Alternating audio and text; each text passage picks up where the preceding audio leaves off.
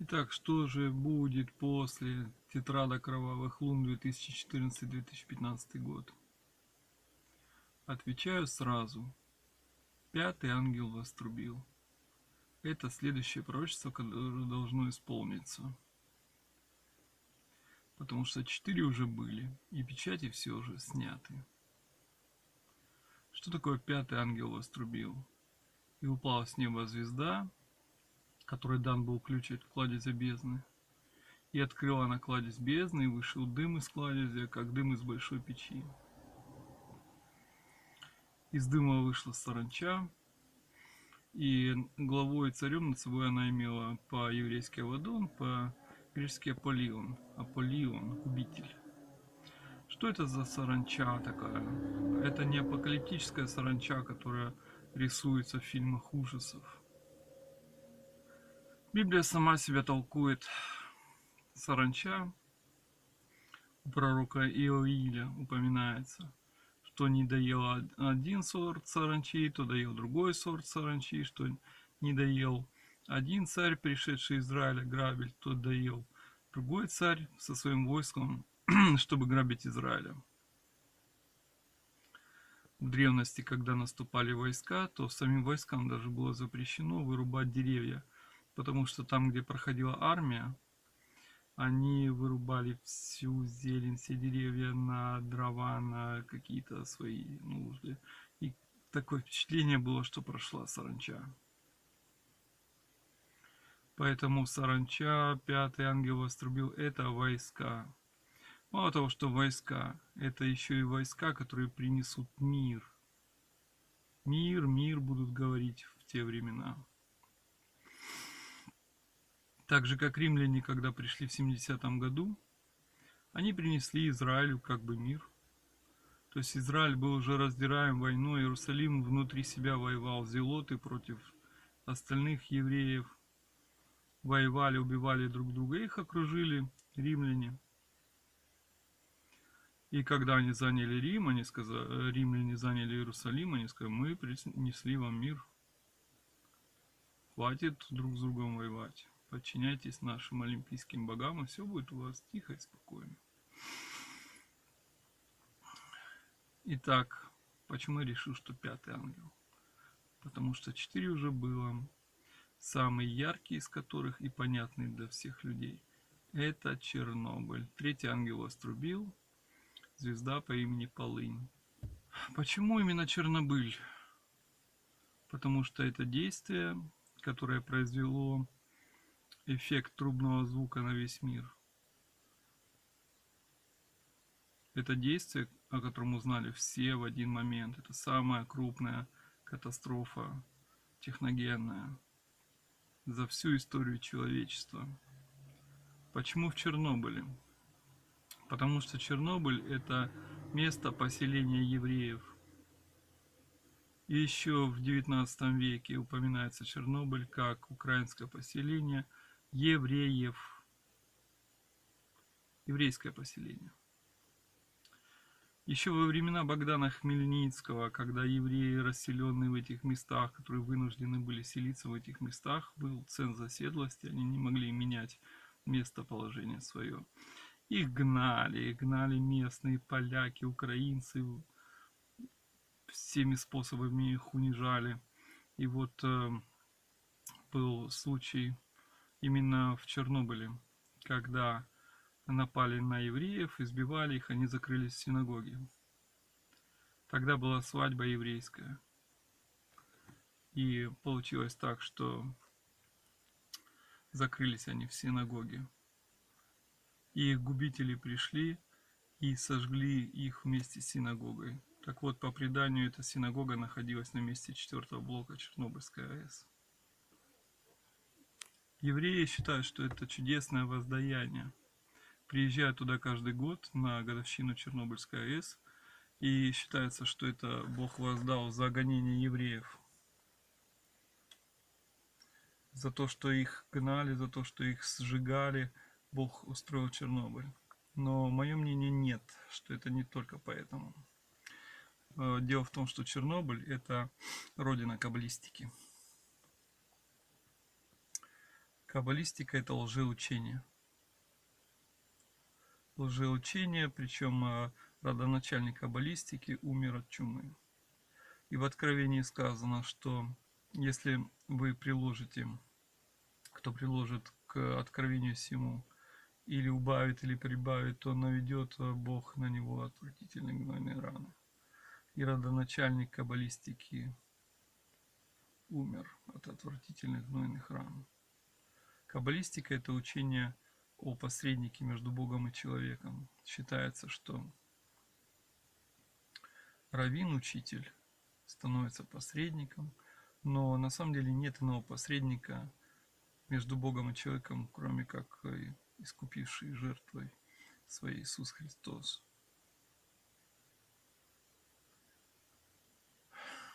Чернобыль произошел на еврейскую Пасху. Чернобыльская катастрофа. И имела эффект трубного звука для всего мира. Предыдущая, второй ангел вострубил, это Хиросима. То же самое, это событие, которое произошло и тут же оглушило весь мир трубным звуком. Все узнали о чудовищном происшествии, об атомной катастрофе, о ядерной атаке на Хиросиму и Нагасаки. Хиросима и Нагасаки произошли на 6-9 ава. То есть 9 ава — это день разрушения Иерусалимского храма. Почему именно Япония? Потому что Вторая мировая война — это время Холокоста, сожжения евреев, 6 миллионов евреев погибло. Когда они распинали Христа, то они сказали, что кровь его на нас и на наших детях. И тогда в Израиле жило порядка 6 миллионов евреев. И вот пришло время, когда было уничтожено такое же количество евреев во Второй мировой войне, когда фашисты их сжигали в печах. И Япония, она тоже была, политика Японии была фашистская идеология. И японцы хотели владеть всей Азией. Их идея была завладеть всей Азией. И в этой идее, нигде, никаким образом не находился Израиль. Приходило время, когда Израилю пора было собираться из всех народов. Но этому мешала фашистская Германия, которая уничтожала евреев. И этому мешала Япония, которая, если бы она владела над всей Азией, никакого Израиля бы не состоялось.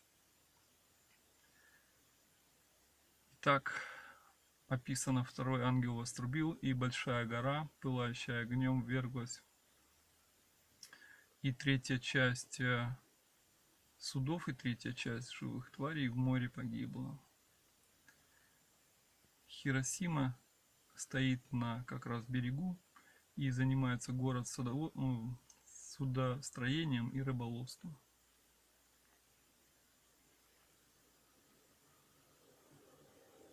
Почему, собственно говоря, второй ангел вострубил и упала именно гора, вверглась в море? Христос говорил: если у вас будет вера Божья, то вы скажете горе сей: встань и ввергнись в море, и будет вам. Христос говорил: если у вас будет вера, то вы скажете смоковнице сей: ввергнись в море. Два места, говорящих как будто бы об одном и том же. Смоковница — это Израиль. И когда Израиль был уничтожен, то остатки израильтян были разбросаны по всем народам. Они вверглись в море. Море в Библии говорится о море как о море языческих стран. А что за гора? Гора. Кто ты, гора, перед Зарававелем? Ты равнина. Итак, огромная гора, огромная проблема мешала Израилю собраться.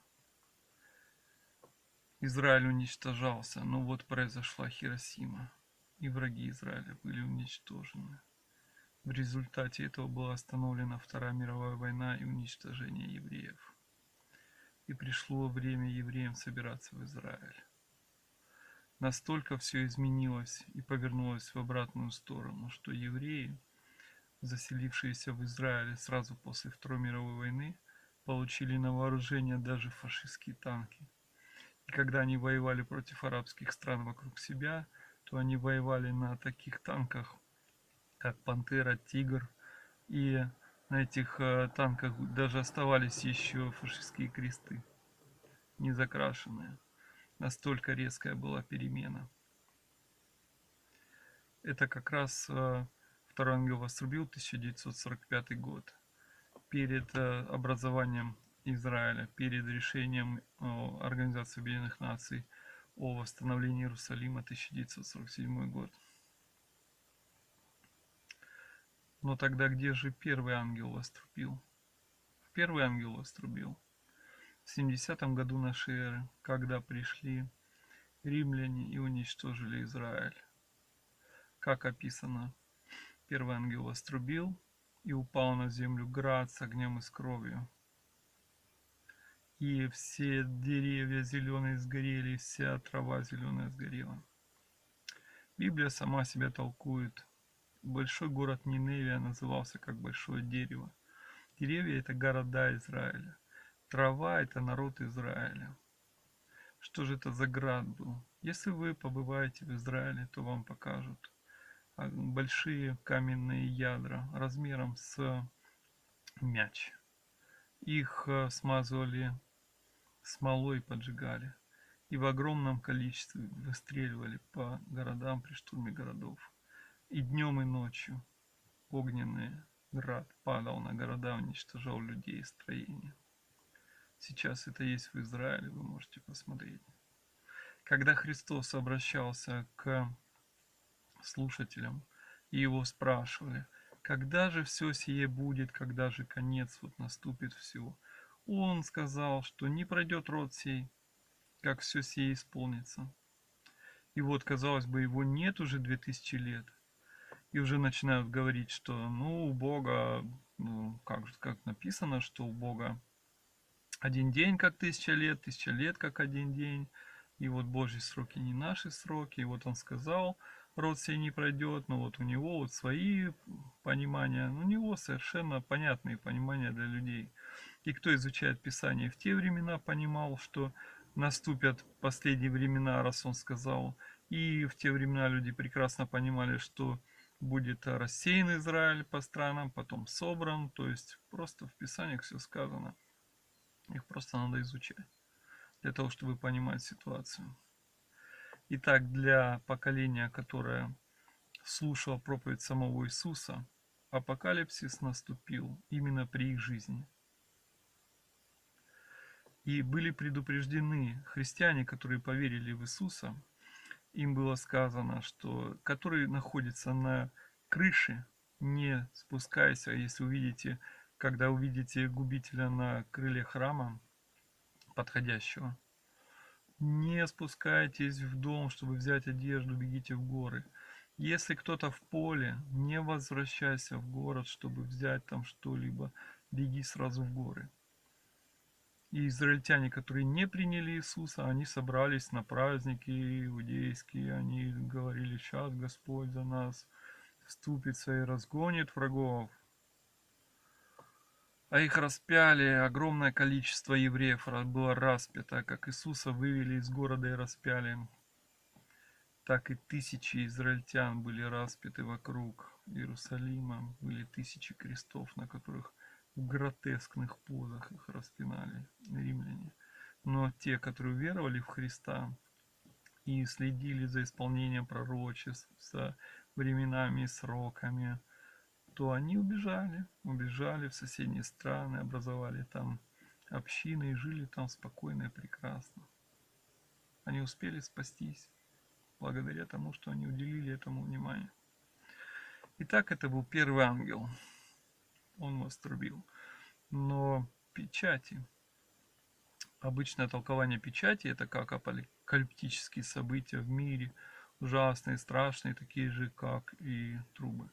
Но это не так. Смысл печати совсем в другом. Смысл печати, что Агнец принял власть сделать то или иное. Когда говорится о том, что Агнец снял первую печать, то он вышел всадник белый с луком в руках. Ему был дан лук. Это Иисус принял власть над воинством небесным. И Библия сама себя толкует, говорится дальше в Откровении, что он явится с воинствами небесными на белом коне. Когда он снял вторую печать, то вышел конь рыжий, или красный, или огненный, и был дан ему меч. Это уже оружие для более ближнего боя. Иисус принял власть начинать заканчивать войну на земле. Ни одна война на земле не начинается без разрешения Верховного Главнокомандующего Иисуса Христа. Нигде, ни в Эфиопии, ни в Чечне, ни в Югославии, ни война с индейцами американцев. Каждая война идет только по решению Иисуса Христа, потому что Он принял всю власть. Четвертую печать, когда снял Агнец, то вышел конь черный. Вороной конь елей же и вина не повреждай. Это испытание бедствиями. Иисус принял власть наводить бедствия на любое место на земле. Недавно, кстати, все арабское телевидение всех арабских стран было взбудоражено. Крутился ролик в небе, скакал черный конь. И все арабские страны показывали этот ролик. Они прекрасно понимали, что это орел, что орел как-то там на голову на бок повернул и ищет добычу. Но с земли это выглядело как кружащийся черный всадник над землей. И арабы прекрасно знают, что это знак свыше, символ бедствий. И после этого знака появился ИГИЛ, огромное количество людей с тех пор погибло, и никому не надо объяснять, что это чудовищные испытания пришли на эту землю. Итак, четвертый ангел вострубил, и вышел конь бледный, но в правильном переводе бледно-зеленый. Кто такой бледно-зеленый? Это всадник смерть, и ад следовал за ним. В древности изображался бог ангелов тьмы, Азирис с зеленым, бледно-зеленым лицом. И есть пренеприятнейшее известие. 5 января 2015 года открыт томб Азириса, открыта его гробница Нимрода, она еще называется, которая покоилась 4300 лет. Говорится, что сатана был скован на 1000 лет. И когда придет время, он будет освобожден. И вот, дорогие друзья, случилось. Когда 21 июня 1941 года открыли могилу Тамерлана, Сталина предупреждали, что есть заклятие на эту гробницу. Когда она будет открыта, начнется страшная война. Но он приказал археологам открыть, посмотреть, что там с могилой Тамерлана. И буквально на следующий день утром в 4 утра фашистская Германия напала на СССР. Это был всего лишь могила великого военачальника Тамерлана. А сейчас речь идет о могиле бога ангелов тьмы. Бога, конечно же, с маленькой буквы, которого гробница открыта. И после того, как она открыта, вы знаете, какие произошли события в районе арабских стран. Эта могила открыта в Египте. И буквально через несколько дней началась война в Йемене, в которой участвовали арабские страны. Они создали коалицию. В общем, это только начало. Каждому из этих, при снятии 4 печатей, каждому из всадников было сказано: иди и смотри, при открытии было сказано: иди и смотри. Что это имеется в виду? Что это касается 4 сторон Вселенной, Земли. Это все можно идти и смотреть, эти все войны, которые начинаются, эти все чудовищные события. Дальше 3 печати, касающиеся воздуха, небес. Вы знаете, 5-ю печать, когда снял Агнец 5-ю печать, то возопили находящиеся под жертвенником: «Доколе, владыка святой праведный, не судишь?» И даны им были белые одежды, и сказано успокоиться до времени, пока не наполнится их число, находящихся под жертвенником. И вы помните, что сказано в Писании, что когда Иисус воскрес, то с ним многие праведники воскресли и явились многим. Это как раз тот самый момент. Иисус, когда воскрес и разговаривал с Марией Магдалиной, то он ей сказал: «Смотри же, не касайся меня, ибо я иду к Отцу». И у пророка Даниила сказано, что был подведен к ветхому днями. Это как раз тот самый момент, когда Иисус вознесся и принял власть на земле и на небе. 6-я печать, уже окончательный суд. Он принял власть судить, когда часть звезд падает на землю и так далее. И 7-ю печать, когда снял Агнец, то сделалась тишина. Я это понимаю так. Библия сама себя толкует. Да молчит перед Господом всякая плоть. То есть Христос принял всю полноту власти. Вот что же за год такой 2015?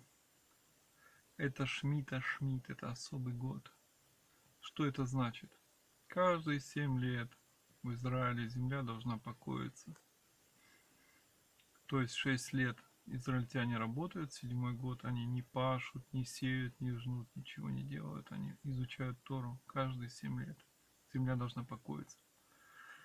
Как 6 дней должен работать человек, 7-й день посвятить Господу, так и 6 лет он работает, а 7-й год он посвящает Господу. Когда же наступает 7-й семилет, 49 лет, это Шмидта Шмидт. Сейчас идет год 2015, уже заканчивается в сентябре 2015 года, он уже закончится. Шмидта Шмидт, когда целый год не надо работать, а надо изучать Писание.